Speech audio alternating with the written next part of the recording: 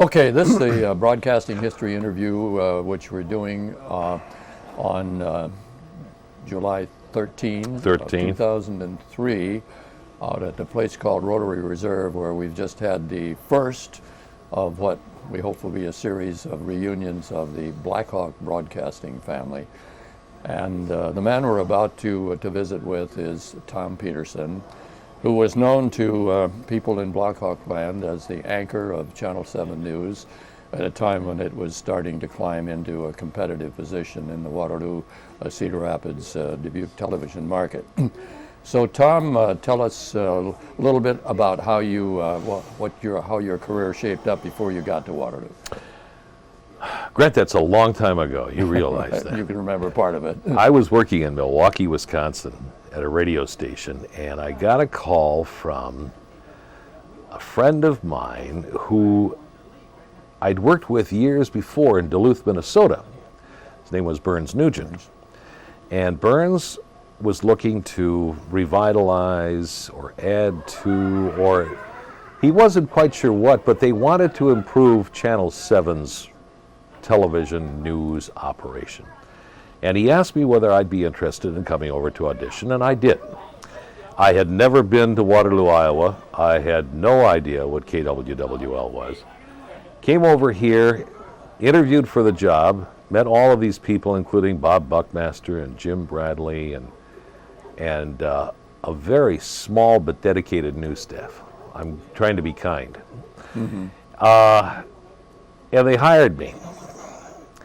And I thought, okay, I've been hired for what? This is going to be really interesting. Because I was in a pretty good radio news job. Yeah. I was in Milwaukee, a pretty good size market. And before that, you had worked in the Duluth market. I had worked in Duluth before that. What station up there? I was at WEBC in Duluth. Yeah. And I was there for about 5 years, and then had left there. I was a news director at that time. And so anyway, I really had kind of achieved a fairly good station position in Milwaukee. And I thought, well, why do I really want to do that? What station were you at in Milwaukee? WEMP in Milwaukee. Mm-hmm. But I tell you what, Bradley and Nugent and Buckmaster were so enthusiastic. They were just bubbling with this. You know, we're going to put together, we're going to do this, a good news operation. And we're looking for the guy to build it around. And we think you would be a young, energetic news anchor. You're the kind of guy we want. And I was kind of infused with this. I thought, this is great. I mean, this could be a lot of fun. And so I took the job. And time frame on that, Tom? Would have been spring of '78, somewhere in that neighborhood. No, yeah. Wouldn't 68. 68, I'm sorry. Right. Yeah, 68. You're exactly right. And so I came over here, and I walked into a news department that I think had maybe 6 or 7 people total in the place, and a place where they weren't doing very well. The ratings were horrible. The people in Blackhawk County didn't even watch Channel 7. It just, it was kind of a joke. And this was the very thing that they were talking about that they wanted to change. And I think it was kind of, we started hiring people almost immediately. The news director who was here when I got here, his name escapes me. Would that have been Lipper? No. Reed, I believe it was. Okay. I haven't even heard of him. No, and I don't think he was here very long. Uh-huh. He left shortly after I got here because apparently I think I was hired without his approval, but that probably was what made him leave. Right. Yeah. And then they hired another news director, a guy by the name of Blake Kellogg. That was when Kellogg became news director. Then. Absolutely. Mm-hmm. And I think if there was a turning point, truly a turning point, it was Bob Buckmaster's decision to hire Blake Kellogg as the news director of Channel 7. From that day forward, Channel 7 was on a new direction. We truly were out to do a professional job, and we were going to be successful. Now, can I just step back a second on, just again for the record on this, Tom? Buckmaster had taken over as the president and CEO of Blackhawk Broadcasting, which included KWWL-TV, from the founder of the organization, R.J. McElroy. That's correct. And Mac was the street fighter who wrested the license away from the other radio station for Channel 7, but never had really the skills or the psyche to really be competitive in television. Yeah, but I'll tell you, Bob Buckmaster was a driven man. He was pretty tough. Well, you could look at everything he ever did. Yeah. He was and Buckmaster succeeds McElroy, and now so he's the guy in the he's running the show, and he inherits an operation that he's not very happy with, because that isn't the kind of operation that a Bob Buckmaster would want to be associated with, because Bob was always a winner.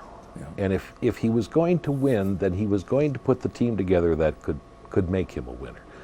And it was a very simple philosophy, is that, spend the money you have to spend to do the job and get the people to do the job, and then we will be successful. And if you have management and ownership behind the news department who supports them, so that the news department knows that what they're doing is meaningful, it's appreciated, it is supportive, then you have an ideal situation. And this is what Bob Buckmaster was putting together. I mean, he truly, even though he was a broadcasting neophyte, he was an attorney. He was an attorney. He was a fighter pilot in World War II. He was a trout fisherman. There really wasn't anything Bob Buckmaster couldn't do. I learned that later as I hung around the man.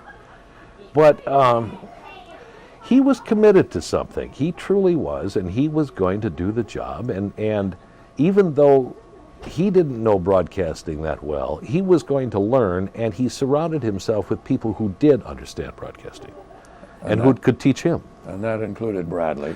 Bradley was there, Jim Bradley, and Burns Nugent, who was a very good broadcaster. He had some programming people who were fairly knowledgeable, but probably needed some help. And then, of course, there was a news department, which is your public local image. Right. And he understood that very quickly. He felt that Waterloo deserved a good television station. It was a city that deserved to have more than it was getting. And that wasn't so much McElroy's fault, because I'm not so sure that R.J. McElroy knew exactly what to do. I think he didn't. And I think that Buckmaster understood at least how to get to that point. But he felt strongly. Bob was a huge Waterloo backer. I mean, I must say, when I came to Waterloo, I mean, this was a tough place to come to for a guy who had grown up in Milwaukee, where there was a restaurant on every street corner and a bar on almost every street corner. And they were good restaurants and good bars. I remember coming to Waterloo, and I don't think there were 4 restaurants in this town, if that. And I think they had just gotten liquor by the drink like the year before or something like that. In that time frame. Right in that area. And I remember that they had these state-run liquor stores, where you'd have to stand in line for, with your liquor book. With your book. And I'm going, what have I gotten myself into? But that also became a recruiting problem, too. I mean, it was not all that easy to convince somebody to come to Waterloo, Iowa. I can believe that. Because first of all, they'd ask, where's that? And then secondly, what's it like there? And if you're going to be honest, you'd have to say it's going to take a little getting used to. But Bob Buckmaster really liked this town. It was his hometown. He believed in what it was doing. He saw the economic future of this city in terms of John Deere and, at that time, Rath Packing and a couple of others that were here. But it was really kind of a one-industry town. But if John Deere did well, Waterloo would do well. But he thought it really did deserve, along with having a symphony orchestra and whatever else you might have in culture in a city, should also have a good television station. And I think that was the driving force behind it all. Plus, he did not like to be embarrassed. I think Bob Buckmaster used to like to walk down the street and people come up to him and say, Bob, that's a good TV station you're running over there. Yeah. And I'm sure he did not want to hear people come up to him and say, you know, that's a terrible operation you have over there. You know, it's embarrassing to Waterloo. He wanted to be big time. And, then, you know, we became big time. Mm-hmm. We were as good as, if not better than, a whole lot of TV stations across this country by the time we got in the 70s. So you were a radio guy, and they hired you to anchor the newscast. Correct. That was their. In other words, they were bringing a personality to be the on-air focal point of the newscast. I think I had a little bit of television experience. I had worked at. I had done some weekend anchoring in Duluth, and I had done some public television in Milwaukee.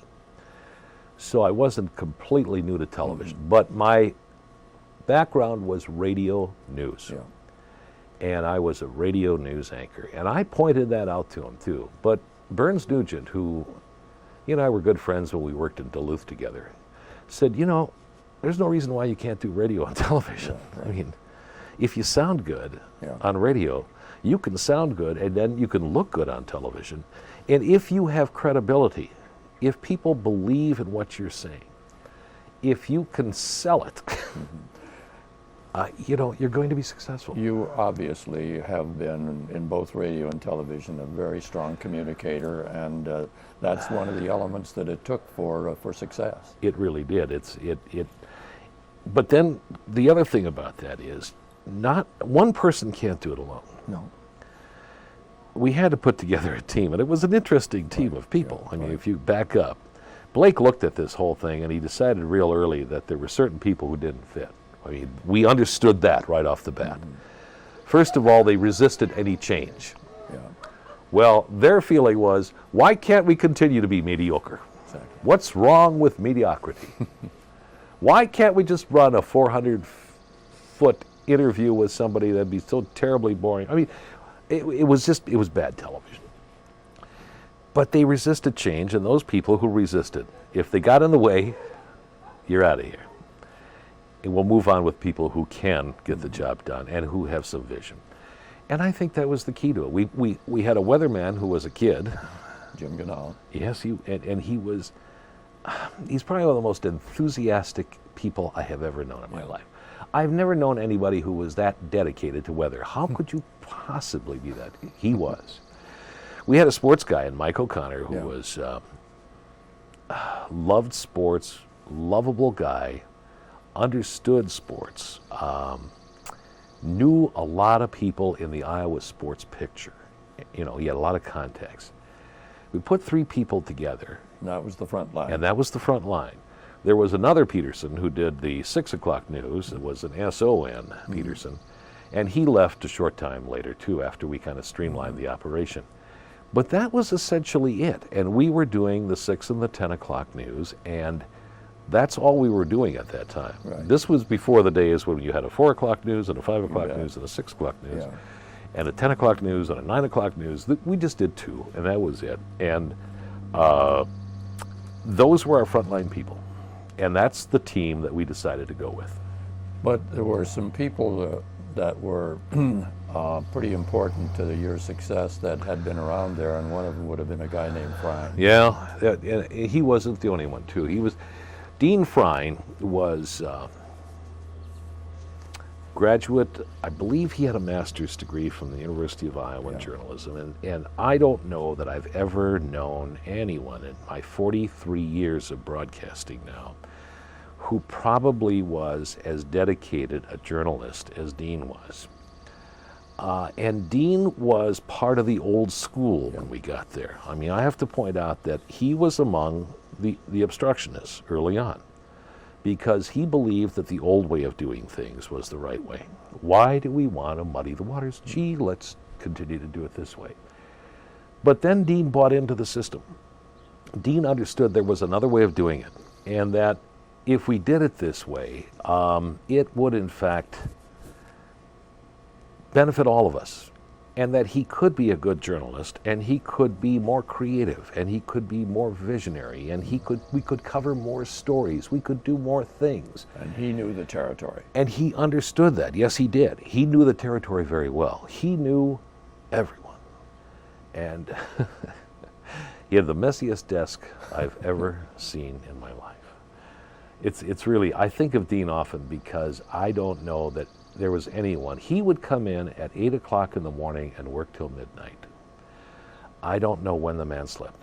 And he was dedicated to the proposition that Channel 7 News would cover every story of importance if we could. And he was the assignment editor. He was the assignment editor. And he covered some stories himself. But that wasn't his strong suit. Yeah. His role in the operation of Channel 7 News was in fact the assignment editor and the go-to guy also if you needed background. Mm-hmm. It would be like, Dean, tell me about this, or what do you remember about that? And off the top of his head, he could give you dates, times, places. Amazing. He was an encyclopedia. And he also became, for the young people we were hiring, the mentor to these people. They all loved him. The kids would come in, and I wasn't old by any means, but we were hiring 21-year-olds right out of school because it's about all we could find at that time. I mean, for the people we could mold to do what we wanted to do. Anyway, we hired people with potential, but Dean Frine would be their instructor. Yeah. And you couldn't find a better instructor than He was their mentor. He was terrific, just great. Well, and Kellogg at this point was managing the news department. Right. And you indicated earlier that he knew what he was doing as a television journalist. He did. He was very, very good. He was terrific, as a matter of fact. He had come from Madison, Wisconsin, and he had been a news director over there. He had spent a great deal of time in what was a good operation in Madison. So when he was hired in Waterloo, he came in with a mandate from Buckmaster and from Bradley and from Nugent. Turn this thing around. Do what you did in Madison. And he was kind of Lou Grant. Okay. I often thought that Blake Kellogg was the model for Lou Grant because that's the way he was. He was that kind of a grouch. He was kind of, he would work all day long and just shuffle around the newsroom and get things done, do this, do that, anyway. But when he came in, this was the key to the whole thing, is that they being Buckmaster, Bradley, and Nugent, get the job done, and here's the key. Tell us what it's going to take, and we will write the check. And they did that. That's exactly what they did. He came in and he said, look at your cameras. You have nothing. You have one serviceable sound on film camera. You have a couple of handheld silent cameras. This is back when we were shooting film, 16 millimeter film. And he said, we've got to do something more. We just have to. So he made a long list of what had to be purchased. And they checked off each one and they said, fine. Well, here goes the train. Sounds like what used to be the Rock Island going through here. Tom, we were interrupted by the train going through. going by here, but you were speaking about Blake the blank Kellogg. check that Blake got. He was given every piece of equipment. I don't mean just if he wanted the best, he got the best. And we got several silent film cameras. We got a entire shelf full of Bell & Howell silent film cameras, all with brand new .95 lenses. I mean, we had the equipment. And with that we got portable lights, and we got new microphones, and we got new editing equipment, and all the things that we needed were brought to us. It arrived. Blake started to issue the equipment, taught everybody how to do it, and said, okay, now go out and use these things. And it wasn't, and along with this though, we have the equipment's there. Now we have to start hiring people. Right. And the ones, as I said, who weren't getting along with the system, they were either let go or left on their own. And then we started to hire kids. Kids right out of school with potential, some with hardly any experience. But in the end, these people have all gone on to great jobs. We were right in the fact that they were good. They were. One of them was Brian Ross. Brian Ross was still going to school when he came to work for us part-time on the weekends. He was amazing. Brian would work 12 hours on a Saturday and 12 hours on a Sunday. He'd go out with a photographer and hit 8 towns across northeast Iowa, cover 8 stories, come back, edit all those, and then do the weather at 10 o'clock on those newscasts. Too. And Brian, of course, went on to become a network correspondent, now with ABC. And at the time he was here, was probably, he was a handful to handle in terms of, but He's like pretty aggressive. He's very aggressive. And he wanted to, he was idealistic. He wanted to right all the wrongs and that society had inflicted on us. And we really had to tell him several times that, no, you're not going to do that overnight. And you're not going to do it by putting together anything but is a very well-balanced and fair presentation of a story. And he did. He learned very quickly because he was such a dedicated journalist. He really did want to be, he wanted to be good, and he was good. And you could see that in him right away.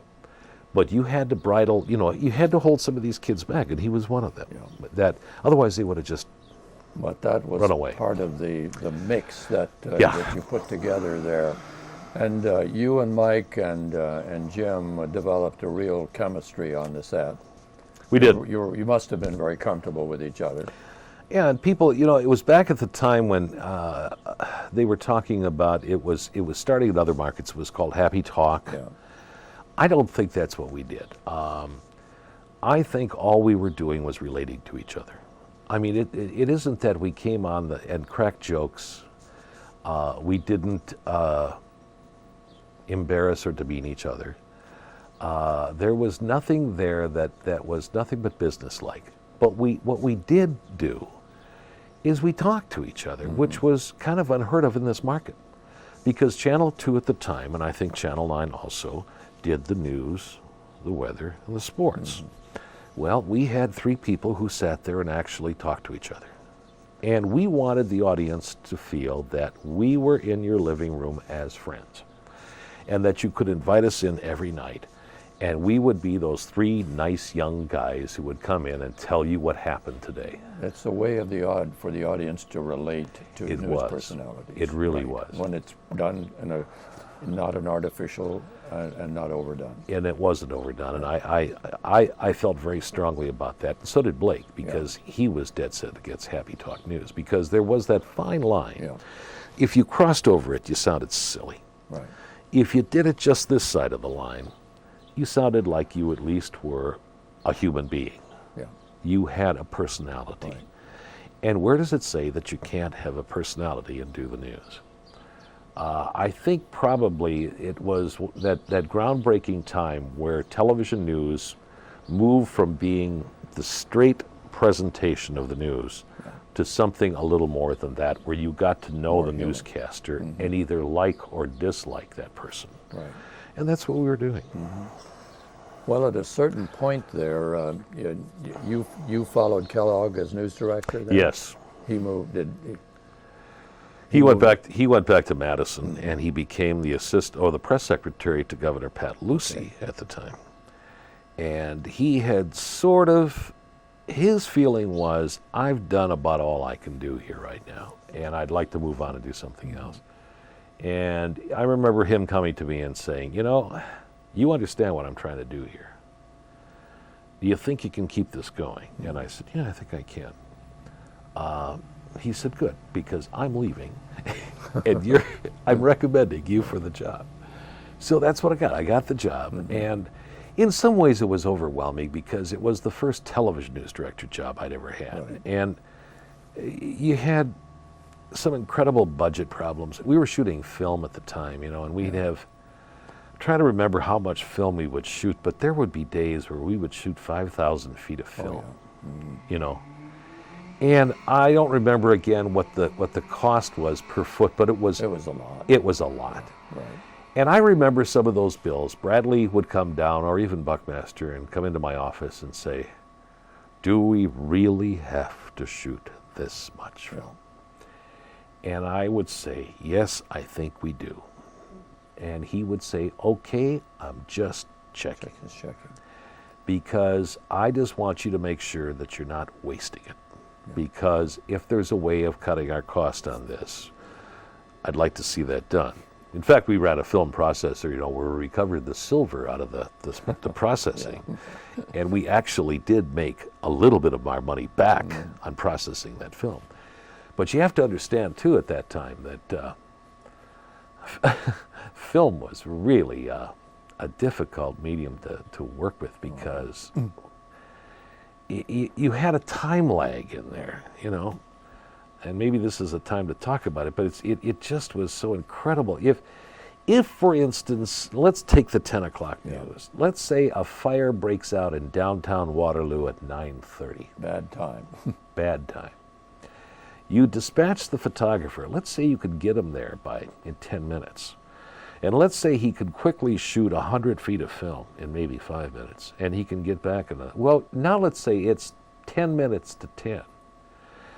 You put the 100 feet of film into the film processor, and you're talking about a minimum of 20 minutes of time to develop the film, and that's just putting it in one end and bringing it off the other. Right. Now that's almost 20 minutes after the hour of 10 o'clock. Mm-hmm. If you were lucky, you could get a little bit of that footage of the fire on the 10 o'clock news before you had to go to the Tonight Show at 10:30. But it would take pretty good luck to get that done. It really would. Yeah. And film was, by today's standards, as I look back on it, how did we ever do it? I don't know. I really don't. Yeah. And think of how we used to edit the 10 o'clock news, and we'd have like 3 people in there in the editing booths, and they're flying through this film and looking at it in this little window that they look at it, and listening to the sound reader, and then having to mark it and put it in the splicer and make that glue stick and hope that thing wouldn't break in your 10 o'clock, which it often did in your 10 o'clock newscast. Or that the order of the film was correct. Yeah. Because what you would do is build a reel for your newscast at 10 o'clock with the top story and then maybe 8 stories after that, all of them with film. And if they were not in the right order, there was no way of changing them. No way. Because they were all on that one reel. And many a time I can remember, before we came up with a fairly good foolproof system, that I would look up, I'd be reading a story, and instead of seeing the governor of Iowa, I would see a picture of hogs in a feedlot. And I'm going, that obviously isn't the governor. We appear to have the film out. But see, then it would get interesting too, because now you're playing television roulette. If that wasn't the governor, and if the pigs are there, now where is the governor? Exactly. Was he left out completely, or is he the next one down? And it really would get interesting then. And you're sitting out there going like this. Right. Yeah. And there was simply no control, and then the mismatch of audio coming from cart machines with all of that. So it just was, I think, maybe there's some ways I wish I were in television today, because the equipment they have today is just amazing. Yeah.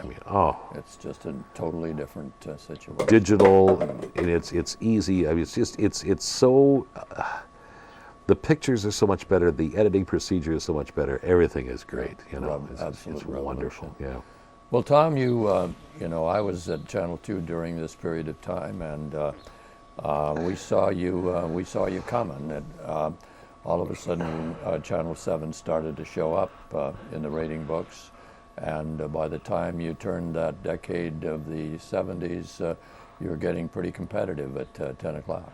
Yeah, we were doing very well. Yeah. In fact, we went from, at a point where I said Blackhawk County didn't even watch KWWL, to the point where we won Blackhawk, and we were doing very well in Cedar Rapids. And another interesting thing that Blake did that I thought was just brilliant, he kind of looked at, early in the game, he was a historian in some ways, he looked at the how the news was disseminated in Iowa, in northeast Iowa.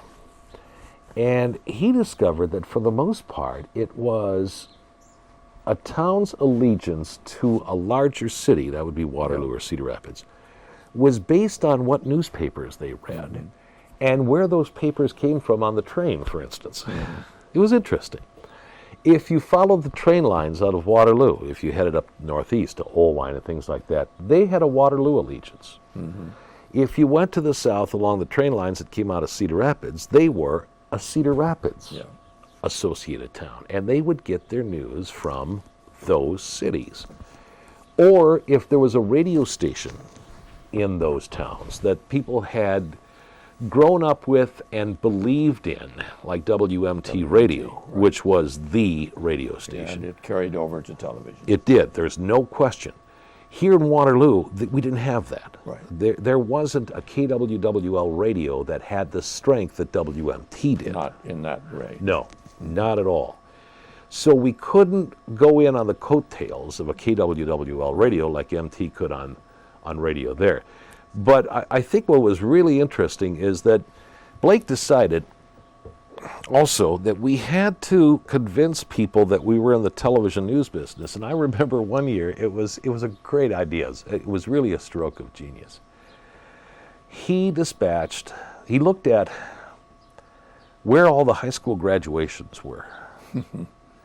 And of course, every small town has a high school, and they all have their graduation ceremonies, and they're generally in the month of May. And they happen on a Friday or a Saturday or something, and whatever it might be. Well, Blake got the entire rundown. Then he took all of our photographers on any given Friday or Saturday night, made sure that they all wore KWWL stuff that's on the back, KWWL or Channel 7, make sure that the cameras had logos on and everything. And he would dispatch these photographers to all these graduation ceremonies. And they would walk in with the light on and, of course, create a stir because, oh my goodness, television is here. And everybody would watch, and they would see that Channel 7 was here. They would all go home that night and turn on the 10 o'clock news, and by George, we ran about 15 seconds of each one of those graduations. And those people all went, well, if they would come and cover our graduation, now there's a TV station that cares about us. And I think it was a great idea. It exposed us to an audience in some of these small towns that we really needed. Had the Channel 2 allegiance. Absolutely. They were Channel 2 stations, or towns rather. They started switching over. They started to sample us. And all we would ask, and Blake would say this constantly, if we get them to come over to look at us, that's the toughest part. If they come over and sample, we think they'll stay.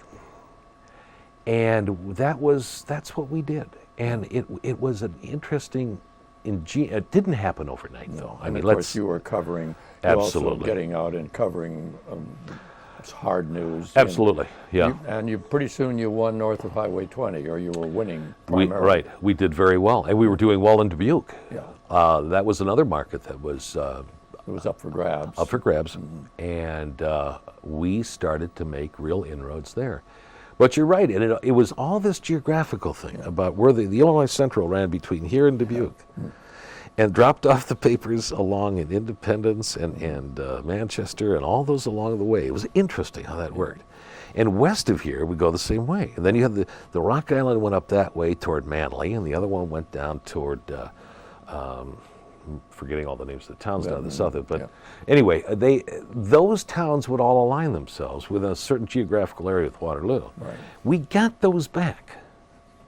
And I think that was a real key to this whole thing. It clearly was. It clearly was. And then building complete dominance, of course, meant dominating the entire market, which wouldn't come until we got into the 70s. Right. And then at a certain point in the early 70s, then you were working pretty hard at anchoring the newscast and managing the news. And I was brought into it to help out on the management side, and I thought we worked together very successfully. Very good. I mean, it took the very load that Blake warned me about when I took over the job. He was right.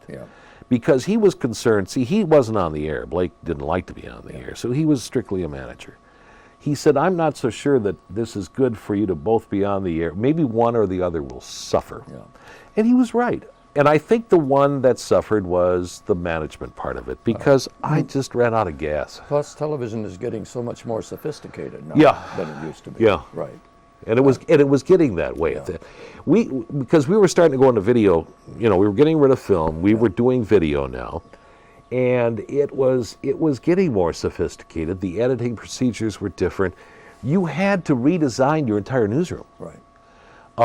What used to be the film processor now would become a room with editing suites in it, and you were going into computers and things like that. It was an entirely different era. Yeah. And we were into video very early, for the very reason that Mr. Buckmaster and Mr. Bradley used to complain about the film budget. Well, when video came along, they saw dollar signs and said, well, think of this. You can get this reusable tape. Yeah. This is really a neat idea. And we won't have to buy any more of that Kodak film. And they were right. They were right about that. What they didn't realize was that the cameras they were buying were now going to cost them probably 5 times as much as what the CP16 or the latest film audio system would cost them.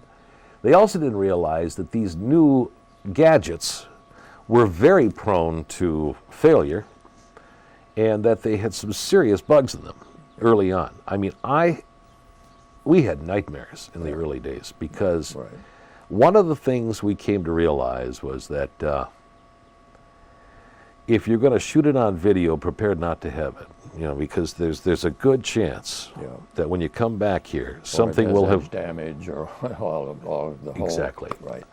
So it was interesting. But as it got refined, of course, it really became a revolutionary device. Absolutely.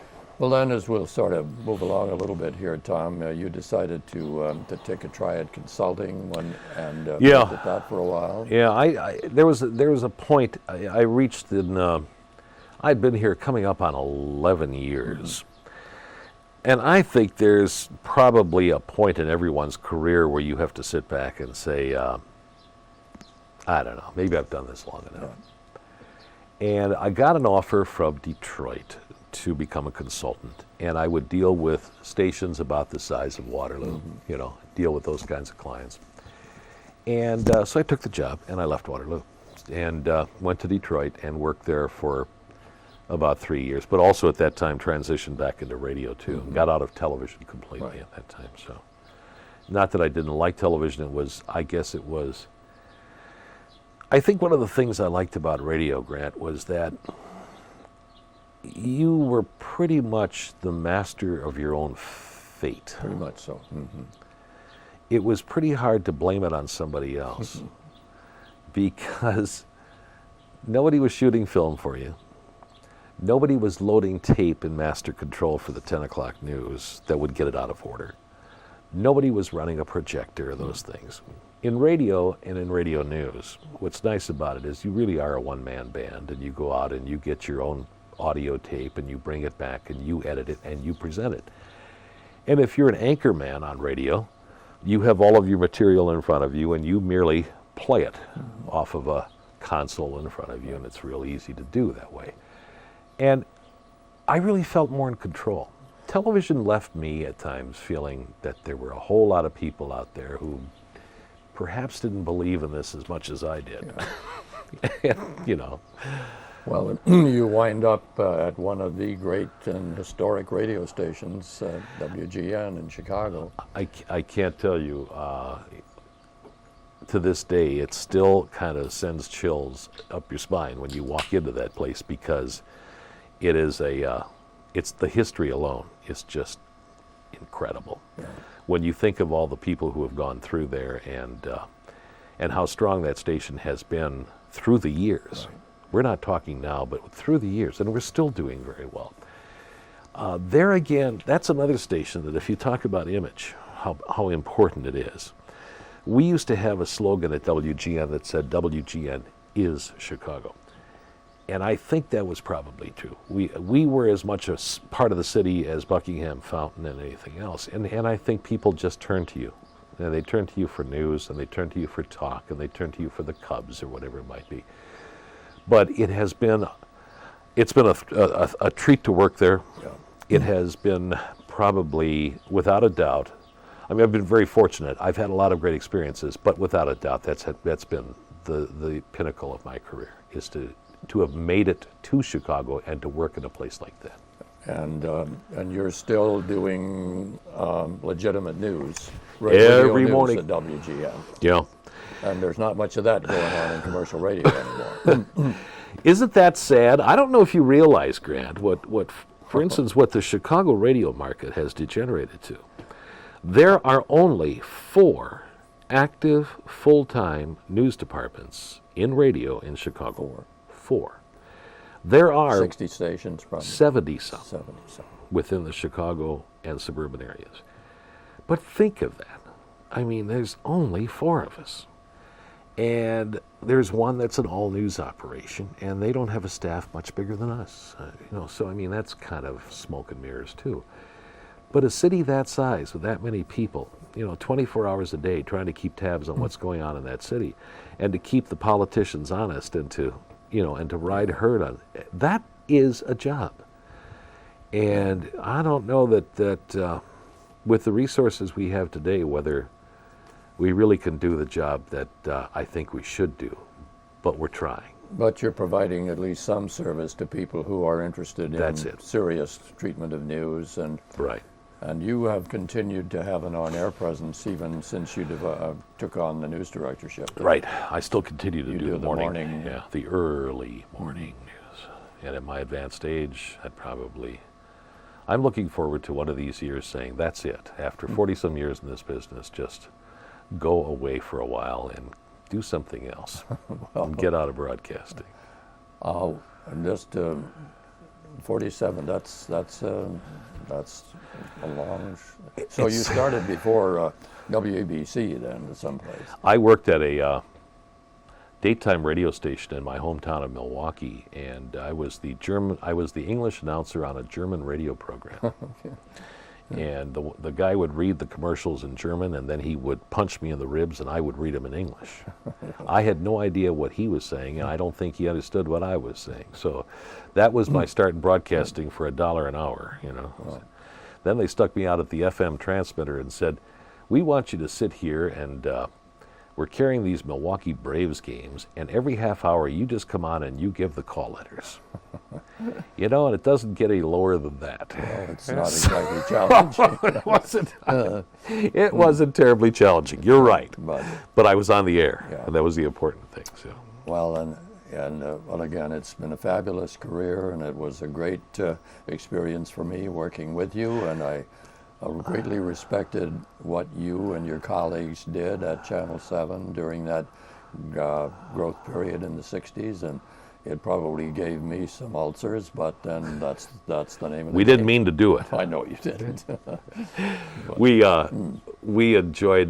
I think we enjoyed that competition more, and I talked to a lot of people today here at the reunion, and to a person they said what was so stimulating about that job was there was a goal, and we knew what we had to do and what we wanted to do, and we knew how to get there if we all worked together and did our jobs. Yeah. And the stars came together and everything fit, and it did work. It did. And I think the commitment of these people, many of them that were here today, the kind of work that they did, the long hours that they put in, the understanding exactly what the mission was, I think that's what did it. It was a different world, wasn't it? It sure was. Yeah. It really was. It was a management that drove people hard, but that had a larger philosophy for it. It had a purpose for it. Yeah, and you know what the other thing was, and we're talking about that today too, and I think this is lost in corporate broadcasting today, is we were a family. Yeah. We got along. We went out and drank together after work. We had picnics on weekends. We went to other people's houses for dinner. Yeah. And not just because Waterloo was a small town, No. but we liked each other. We genuinely liked each other. I mean, we would go out and we had a great time. The guy who would direct the 10 o'clock news we'd all go out and we'd, shoot pool after the 10 o'clock. And a lot of times what we talked about at those places was our jobs. Right. How can we do it better? And we talked about let's get Channel 2. Well, that's true. That's it. Well, I mean, that was It really was the had to be goal. done. It was the goal. Right. You had such mammoth numbers. I mean, I remember looking at that first book when I got here going, oh my goodness, or words to that effect. Yeah. But it was incredible. I mean, you owned this market like I've never seen a market owned. Yeah. And we all kind of looked at each other at that time and said, are you sure you really want to get into this thing? And, Well, But I think maybe one of the things that happened there too, just an observation, is I think